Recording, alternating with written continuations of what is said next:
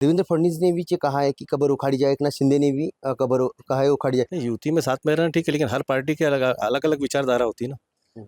आप शिंदे साहब की विचारधारा अलग है, बीजेपी की विचारधारा अलग है, हमारे राष्ट्रवादी अजित पवार गढ़ की विचारधारा अलग है। ये 10/10 का चबूतरा दी हुई है, पूरी दरगाह उनकी नहीं है औरंगजेब की। हाँ। सिर्फ 10/10 का चबूतरा जो है तो औरंगजेब का है, बाकी पूरा दरगाह कमेटी है यहाँ।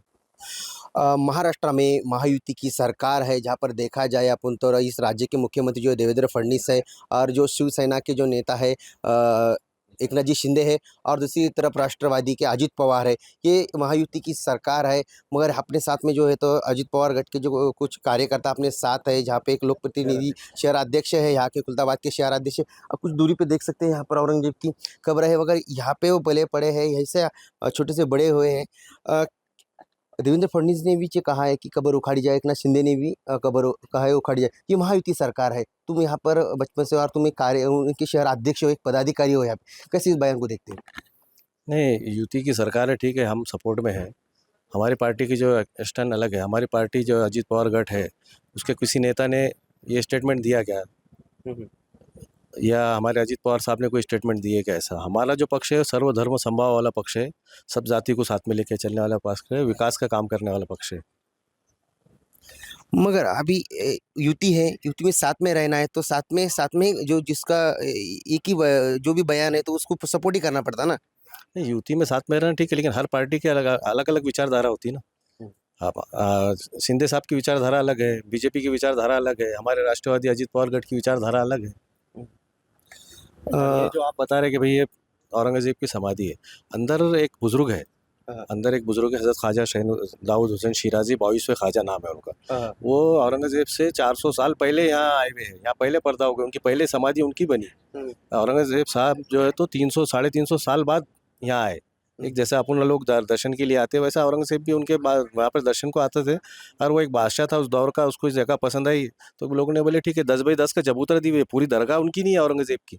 सिर्फ 10/10 का चबूतरा जो है तो औरंगजेब का है, बाकी पूरा दरगाह कमेटी है यहाँ। पर उनका ही कहना था ना कि उनकी तो इंतकाल जो है उनकी जो डेथ थी तो अहमदनगर में हुई थी, उनसे यहाँ पर उनको यहाँ पे लाया जाए। नहीं, अहमदनगर में उनकी डेथ हुई थी। वो पहले उनको जो है तो सुकून नहीं मिलता था, तो सुकून के लिए यहाँ जैसे अपना बादशाह थे तो दौर में जब ये दरगाह पे आते, जैसे अपन लोग दर्शन के लिए आते वैसा वो भी दर्शन के लिए आते थे। और यहाँ उनको सुकून लगा तो उन्होंने अपने बेटे आजम शाह को वसीयत करे थे कि भाई मेरे जहाँ भी देहांत होगा तो मुझे मेरे गुरु, उनको अपना गुरु मान लिए थे उन्होंने, हजरत बायूस ख्वाजा रहमतुल्लाह अलैह। उनको बोले थे कि मेरे गुरु के चरणों में लाके मुझे दफन करना। तो आजम शाह ने जिसने बीबी का मकबरा बनाया उसकी भी समाधि यहीं है। उसने यहाँ पर लाके अपने पिताजी को अहमदनगर से डेड बॉडी लाके यहाँ पर समाधि बनाया।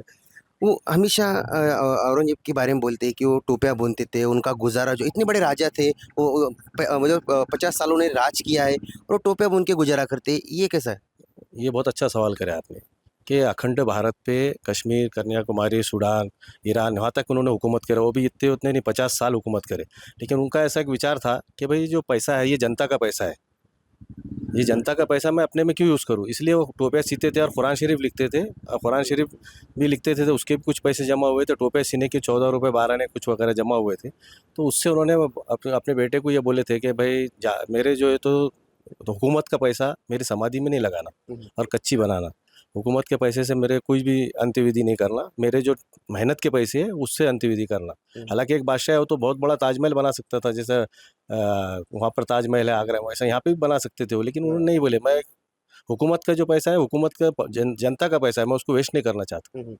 मगर यह विश्व हिंदू परिषद हो, बजरंग दल हो, ये कहते हैं कि उन्होंने ये अत्याचारी राजा थे, खुद के भाई को मारा, खुद के पिताजी को मारा, भाई को, ये इनको मार के वो राजा बना। नहीं नहीं नहीं ऐसा, अब वो बजरंग दल और हिंदू परिषद जो है, विष्णु हिंदू परिषद, ये एक उनकी विचारधारा है। वो ऐसा बोलेंगे तो ठीक है, उनके लिए ठीक है, लेकिन ना ऐसे कोई बात नहीं है। खैर अलबत्ता उन्होंने अपने पिताजी को जो कैद किए थे, आप जैसा बता रहे भाई को मारा ये करा, वो एक राजकीय स्टैंड नहीं था। उन्होंने एक देखे कि भाई हमारे पिताजी जो है तो जिन्होंने आगरे का जो है तो ताजमहल वगैरह बनाए, तो वो देख रहे थे हुकूमत का कुछ पैसा उसमें लग जा रहा था, तो उनको वो अच्छा नहीं लगा, इसलिए उन्होंने पिताजी को बोले कि आप आराम करो। उन्होंने बंगले में उनके शहीद कैद करके रखे थे, पूरा इंतजाम करे थे, ऐसा कोई मारे वारे नहीं। हिस्ट्री में ऐसा कोई तो बहुत क्रूर राजा थे, ऐसे तो तुम अभी अभी बता रहे कि अच्छे राजा थे, वो पोटिया ये टोपी भी बुन के उनका गुजारा करते थे। और कुछ हिस्ट्री में ऐसा बताया जा रहा है कि बहुत क्रूर राजा थे, उन्होंने संभाजी राजे पे बहुत अत्याचार करे, ऐसा भी ये भी बताया जाता है। नहीं नहीं, पहले जो अत्याचार होते थे या कुछ होते तो औरंगज़ेब के फौज में हिंदू सिपाही सालार थे, हिंदू ही खजांची थे, हिंदू जो है तो सेनापति थे। ऐसा नहीं कि औरंगज़ेब की सेना के अंदर सिर्फ मुस्लिम ही सेनापति थे और मुस्लिम ही वो थे। जैसे शिवाजी महाराज के सर सेनापति भी मुस्लिम थे और उनके सिपाही सालार भी मुस्लिम थे, उनके खजांची भी मुस्लिम थे। शिवाजी महाराज हो या औरंगज़ेब हो, इन्होंने कभी हिंदू मुस्लिम की लड़ाई नहीं लड़े। आप इतिहास निकाल के देखो। अब बाकी लोग इतिहास को तोड़ ममोड़ के पेश कर रहे हैं, उसको कुछ नहीं कर सकते। ओ नीतीश राणे तो कहते हैं कोई छत्रपति शिवाजी महाराज के साथ कोई मुस्लिम नहीं थे। नहीं नहीं, नीतीश राणे का जो कैसा है उनको अभी स्टडी करना पड़ेगी। उन्होंने अभी और इतिहास की किताबें पढ़ना चाहिए। अभी अभी मेरे हिसाब से तो उनको बहुत पढ़ना पड़ेगा। इतिहास जितने भी इतिहासकार है, यहाँ हमारे पास में एक बुक रखी हुई है हमारे भाई के पास, आप वो देखो, आखिरी का सम्राट। वो एक हिंदू, क्या नाम है उनका, प्रदीप मस्केकर। उन्होंने पूरा इतिहास लिखे हुए उसके अंदर। वो तो हिंदू बम्बन है बेचारे, उन्होंने क्यों लिखे आखिरी आखिरी का सम्राट बोल के।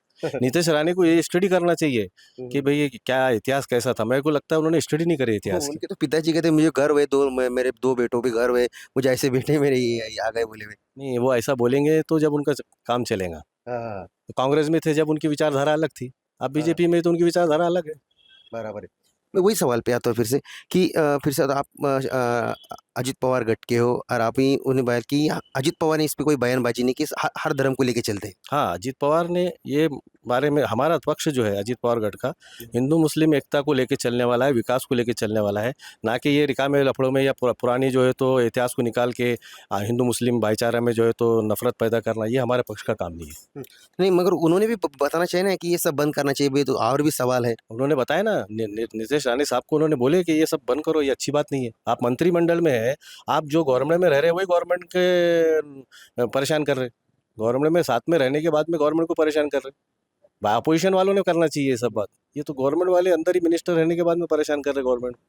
यहाँ पर देखा जाए तो अभी जो सुरक्षा के कारण जो है औरंगजेब की कब्र ये इसी के अंदर है यहाँ पर। और अभी अपन देखा जाए तो देश भर में औरंगजेब की कब्र को लेकर बयानबाजी शुरू है। और अभी पुलिस वर्ग की तरफ से यहाँ पर देखा जाए तो पूरी सुरक्षा यहाँ पर, पत्रिका शेड यहाँ पर चौतरफ से मार दिया गया है। और यहाँ पे अभी तो बड़े-बड़े कम से कम यहाँ पे देख सकते हैं कि 15 फीट जो है पतरा का ये जो है यहाँ पे लगाया गया है।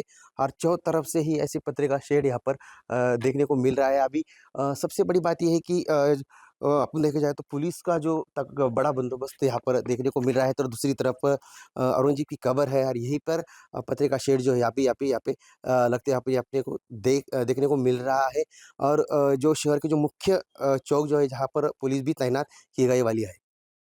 वही देवराज राय, न्यूज़ नेशन। न्यूज नेशन अब व्हाट्सएप पर खबरों के ताजा अपडेट के लिए न्यूज नेशन के इस क्यूआर कोड को स्कैन करें।